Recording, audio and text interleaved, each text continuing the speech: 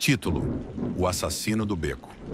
Capítulo 1: A Sombra na Névoa. Nova York, 1923.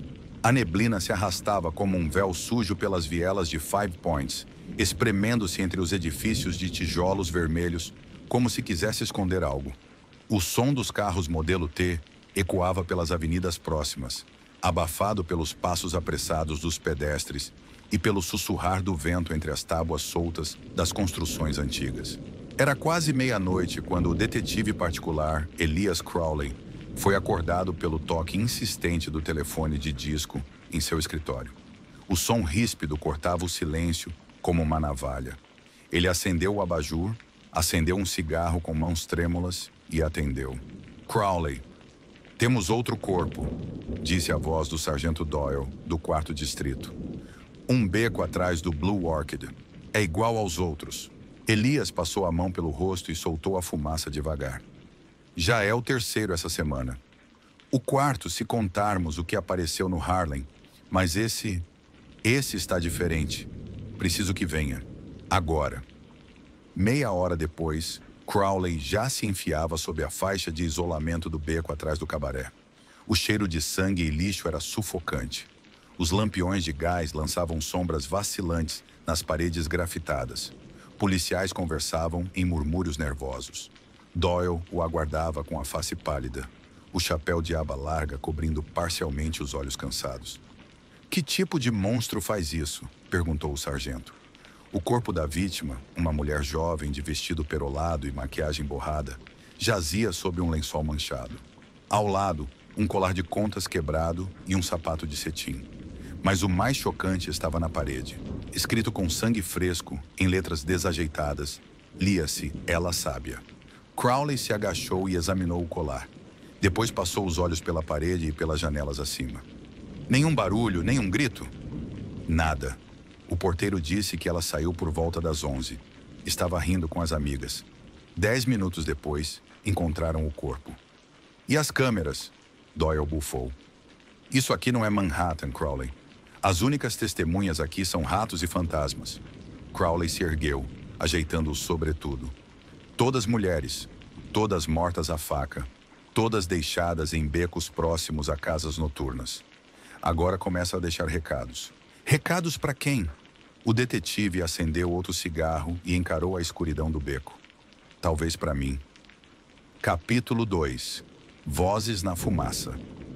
Na manhã seguinte, a chuva caía fina sobre os paralelepípedos de Mulberry Street. As buzinas disputavam espaço com o tilintar dos bondes elétricos, e a cidade, apesar do crime da noite anterior, parecia seguir seu ritmo indiferente.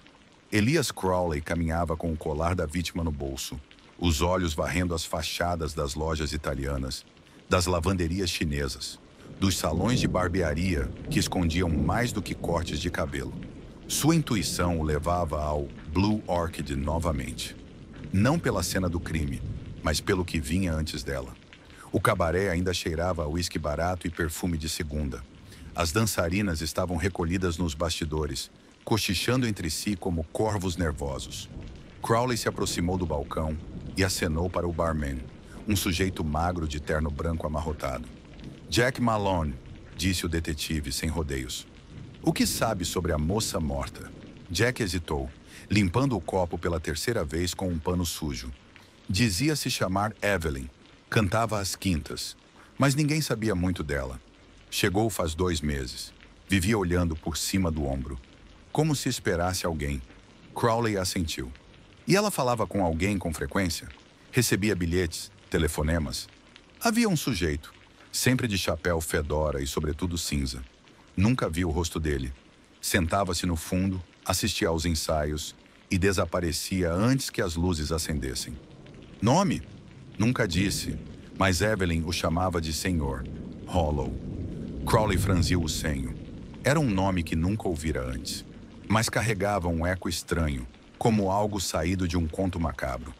Enquanto deixava o Blue Orchid, foi abordado por uma das dançarinas. Uma mulher baixa, de cabelos tingidos de ruivo e olhos que pareciam saber mais do que mostravam. "Você é o detetive, certo?" "E você?" "Me chamo Lila." Evelyn me contou uma coisa estranha, 2 dias atrás. Disse que achava estar sendo seguida por um homem com cheiro de fumaça. Não de cigarro, fumaça de incêndio. Crowley sentiu um arrepio escorrer pela espinha.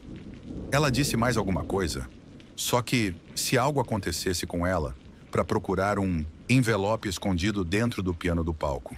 De volta ao cabaré, Crowley levantou a tampa do piano.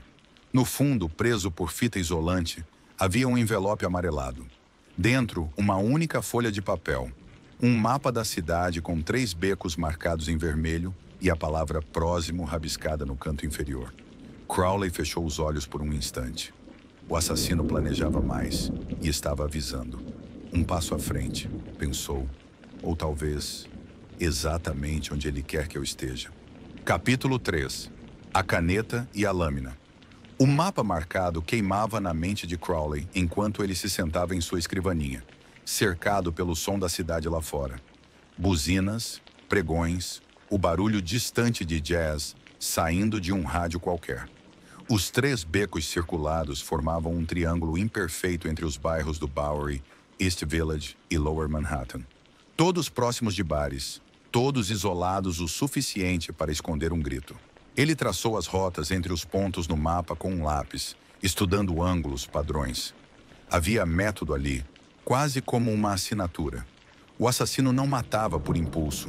Ele escolhia o lugar, a hora e agora estava chamando a atenção de propósito. "Por que agora?", murmurou. Foi até sua estante, tirou uma velha caixa de papelão com arquivos. Casos antigos, uns resolvidos, outros não. Folheou até encontrar o que procurava. Um caso de 1919. 4 mulheres mortas, todas no mesmo estilo. Cenas limpas, gargantas cortadas, uma palavra escrita em sangue no local do crime. Mentiu.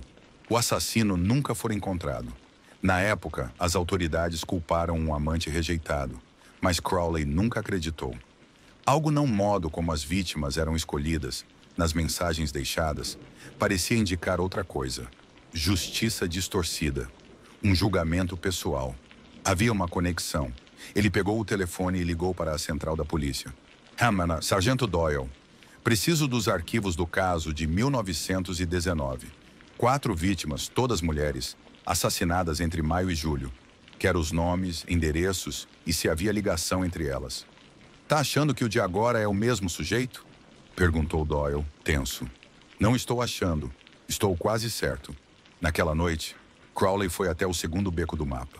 Entre prédios decadentes e uma escadaria metálica, apenas um lampião projetava luz sobre as poças de água suja. Esperou. A cidade parecia conter a respiração. E então, um ruído. Um passo leve, controlado. Ele sacou a arma, o coração acelerado, e virou a esquina. Nada. Somente um jornal velho flutuando na brisa e algo riscado na parede com carvão. Não era ela. Crowley engoliu seco. Estava jogando com ele, matando para chamar atenção, mas hesitando. Como se buscasse a vítima certa. Como se errar custasse tempo ou controle. O detetive voltou ao escritório. Sobre a mesa, os arquivos do caso de 1919 tinham chegado. Os nomes o fizeram parar. Catherine Holloway, Margaret Winslow, Emily March, Helen Turner. E ali a caneta, um detalhe que a polícia ignorara. Todas escreveram artigos para o The City Gazette. Todas, exceto uma, Evelyn.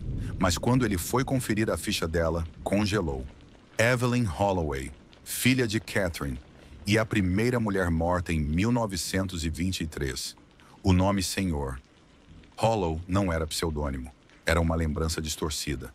Talvez o próprio pai. Crowley se recostou, olhos vidrados.